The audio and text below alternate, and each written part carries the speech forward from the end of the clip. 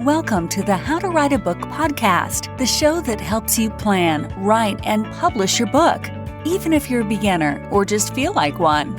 Now, for your host, she's written over a dozen books and helps others bring their books to life. Here she is, Massiel.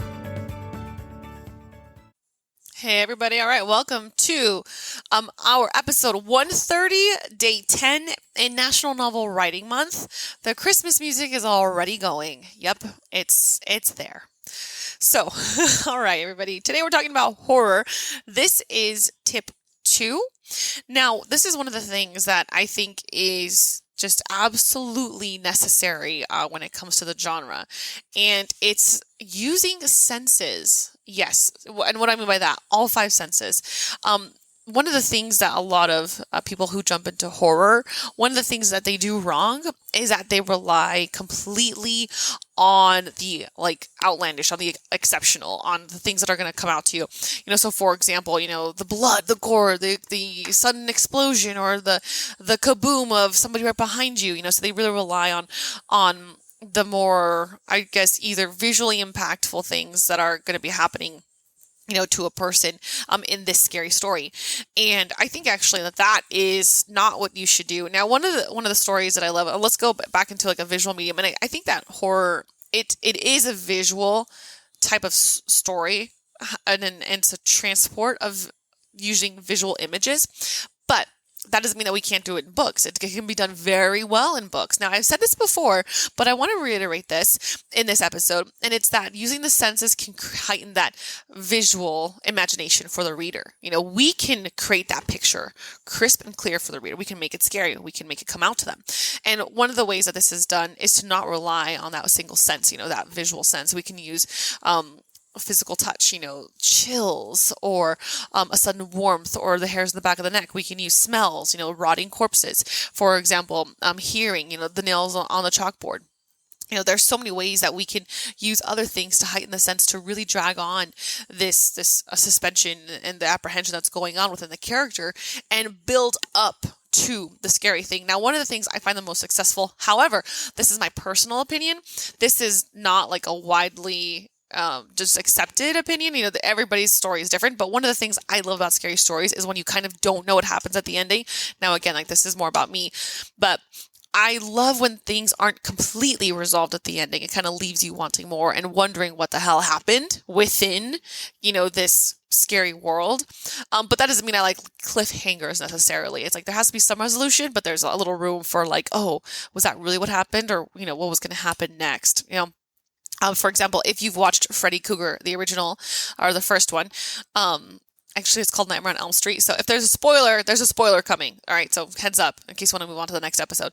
But with the first Nightmare on Elm Street, one of the things that I thought was kind of funny, but also it worked well for me, was at the end of it, the main character overcame Freddy Krueger, and it was actually to the point of being hilarious because she was kicking his butt, y'all. She set him on fire. That's hilarious. I thought it was so funny. But anyways, at the end of that, then there's this moment where she gets trapped in the car after she had already, destroyed him, and then he disappears, etc. And you kind of don't know, wait, what happened? Is she still in a dream? Is this the mom's dream? Whose dream is this? Because it's obviously a dream, right? Or is it a dream? Is she dead? So kind of that sense of not knowing. That's kind of the stuff that I personally like. Although I feel like they could have given me a little bit more of a resolution, but for the most part, I was that was pretty good. So anyway, tangent on my part.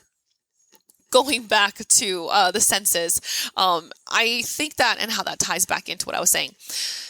What I like about that is that it leaves room for the imagination. And one of the things about horror is that when you use the 5 senses, you're leaving room for the imagination. And again, going back to that one episode where I talked about this, there's stories in which all you hear, is the screaming, or all you hear is the crunch of bones. Now, going to The Walking Dead, for example, that first episode, when there's these closed doors and it says "do not open," I think "dead inside" or something like that. We don't know exactly what's going on, and the character doesn't know what's going on. But there's this sense of it's not completely exposed, but there's enough information for us to know that there's danger, possible danger.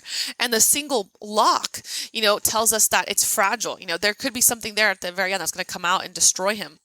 So that same sense of using things to hint at the scary item or the scary person, but not revealing it, not going for all the blood and gore, not going for all of a sudden the stabbing and the etc. other ways that people die in horror stories and horror movies. Pull it back a little bit. If you had to explain this scene to someone who could not visually see it, what other senses would you use to explain it? Try to go in that direction instead, so that you can leave the reader wanting and wondering, and their imagination will use their own fears to complete the scene. All right, so a little bit of tangent on my love for horror stories, but also hope that helps. All right, so y'all, thank you so much. That is episode 130, day 10, and we'll see you tomorrow for the last tip for the horror genre, and then we'll jump into fantasy. All right, thank you guys so much. See you on the other side. Hey there, writer. Thank you for listening to the How to Write a Book podcast with your host, Massiel Valenzuela. If you like the show, we'd be happy if you left a review. For more information on writing and the writer's life, go to www.themassiel.com.